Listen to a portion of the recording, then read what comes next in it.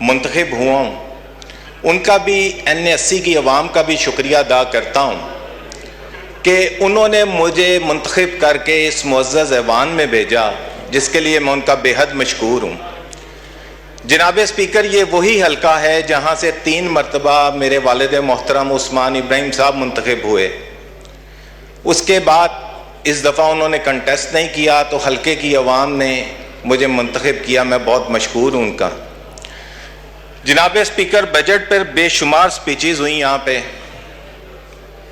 کچھ لوگوں نے پازیٹیو پوائنٹس بھی بتائے، کچھ لوگوں نے نیگیٹو پوائنٹس بھی بتائے، اپنی سجیسشنز بھی دیں یہاں پر، لیکن جناب اسپیکر میں تسلیم کرتا ہوں یہ بات، یہ پاکستان کی تاریخ کا ایک مشکل ترین بجٹ ہے، اور اس میں بھی کوئی شبہ نہیں کہ ان مشکل حالات میں اس سے اچھا بجٹ پیش نہیں کیا جا سکتا تھا۔ جناب اسپیکر،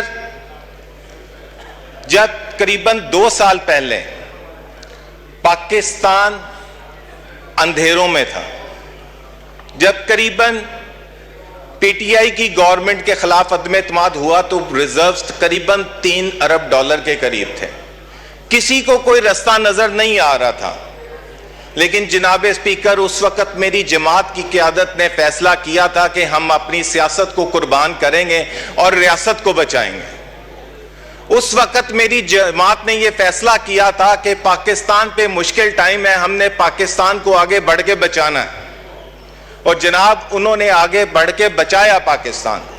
آج شکر الحمدللہ ہم یہ بات فخر سے کہہ سکتے ہیں کہ میرے پارٹی کے قائدین انتھک محنت اور ان کی ٹیم نے بھرپور کوشش کے ساتھ پاکستان کو ہم نے ڈیفالٹ ہونے سے بچا لیا اور پاکستان کو صحیح راہ پہ ڈال دیا ہے، پاکستان ترقی کی راہ پہ چل پڑا ہے۔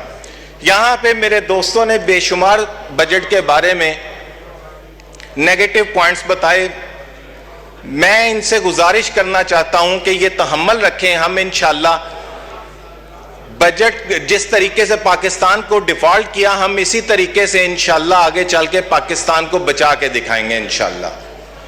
جناب اسپیکر، 2-3 پوائنٹس پہ بجٹ کے حوالے سے میں بات کرنا چاہتا ہوں۔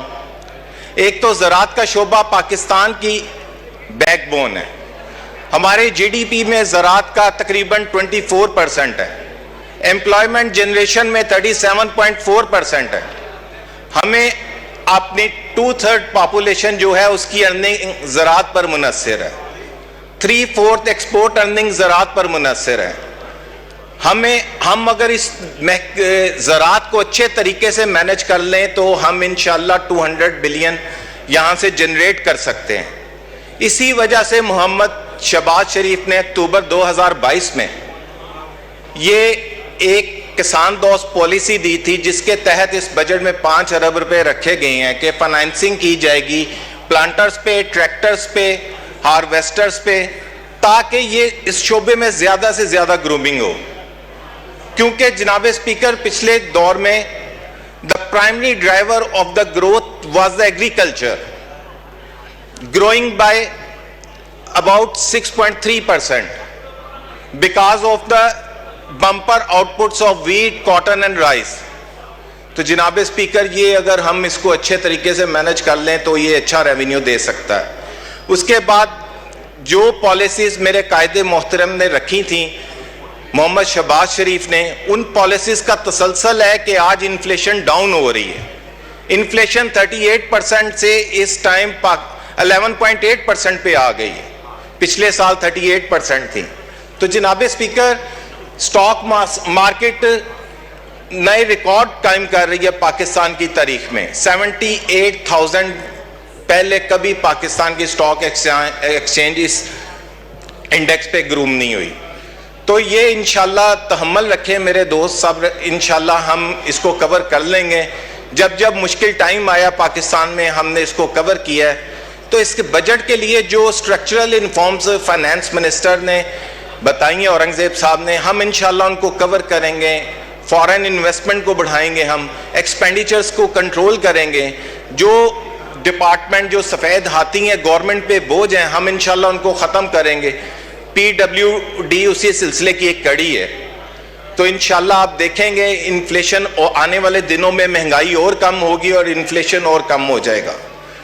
اس کے علاوہ جناب اسپیکر میں اپنے حلقے کے متعلق بھی بتانا چاہتا ہوں. جی میرے ایک دوست نے پی ٹی آئی کے گجرانوالہ سے یہ اپنی سپیچ میں کہا کہ گجرانوالہ یتیموں اور لوارث شہر ہے. اس شہر میں ہاسپٹل کوئی نہیں ہے, یونیورسٹی کوئی نہیں.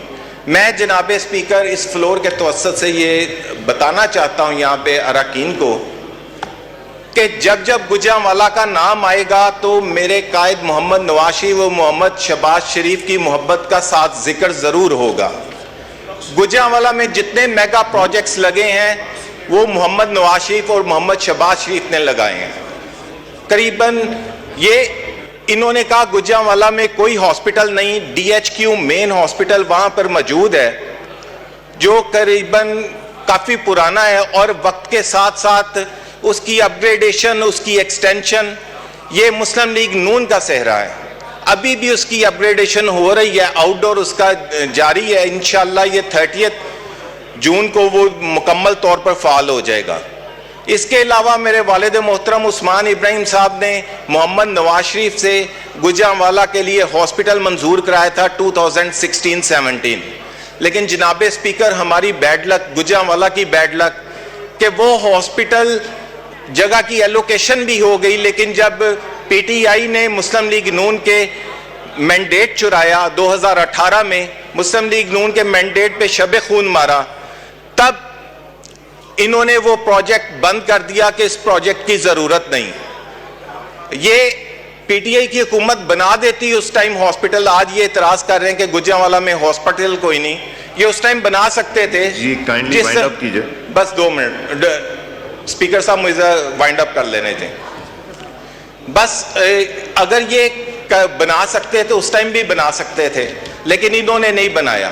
میں گجرانوالہ کی طرف سے سلام پیش کرتا ہوں میڈم مریم نواز صاحبہ کو کہ انہوں نے اس بجٹ میں گجرانوالہ کی ضرورت کو مد نظر رکھتے ہوئے یونیورسٹی آف گجرانوالہ کا اناؤنس کر دیا ہے.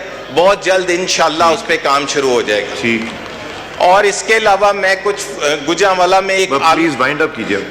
پلیز جناب اسپیکر میں 3 دن سے ویٹ کر رہا ہوں, مجھے صرف 2 منٹ دے دیں آپ سپیچ کے لیے. 3 دن سے میں صبح 10-11 بجے یہاں کے بیٹھ رہا ہوں اور ابھی صرف آپ کہہ لیں کہ رات کو 12 بجے جا رہا ہوں. جی صرف 2 منٹ. جناب اسپیکر میں یہ بتانا چاہتا ہوں کہ عالم چوک میں ٹریفک کے فلو کو جاری رکھنے کے لیے وہاں پہ بے شمار حادثات ہو رہے ہیں. وہاں پہ فلائی اوور کی ضرورت ہے. جب حمزہ شہباز صاحب چیف منسٹر تھے تو وہاں پر سنگ بنیاد رکھا گیا تھا فلائی اوور کا.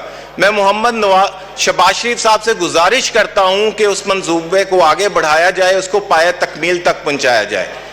شہر میں ٹریفک کے فلو میں آئے دن, اندرونی شہر ہے میرا حلقہ, وہاں پہ بے حد ٹریفک کا فلو ہے. وہاں پہ اگر ٹریفک کو مسائل کو حل نہ کیا گیا, آپ یقین کریں ہر 2 سے 3 دن بعد وہاں پہ ایکسیڈنٹ ہو رہے ہیں. وہاں پہ شہر کے اندر 2 سے 3 فلائی اوور کی ضرورت ہے. جی تھینک یو, بہت مہربانی شاہد صاحب. انوار الحق صاحب. بسم اللہ الرحمن